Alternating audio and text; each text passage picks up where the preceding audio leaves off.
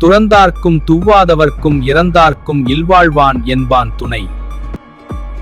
துறவிகளுக்கும் அநாதைகளுக்கும் பசித்தோர்க்கும் நல்ல இல்லறத்தான் துணையாக இருப்பான்.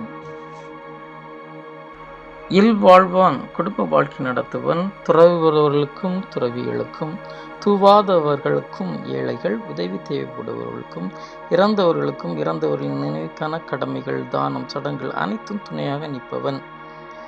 சொல்லணும்னா துறவிகள் தங்கள் வாழ்க்கையை நடத்த, ஏழைகள் வாழ்வாதாரம் பெற, இறந்தவரின் பேரில் அறச்செயல்கள் நடக்க, இவையெல்லாம் இல்வாழ்வானின் உழைப்பு தானம் அறம் மூலம் நடக்கின்றன.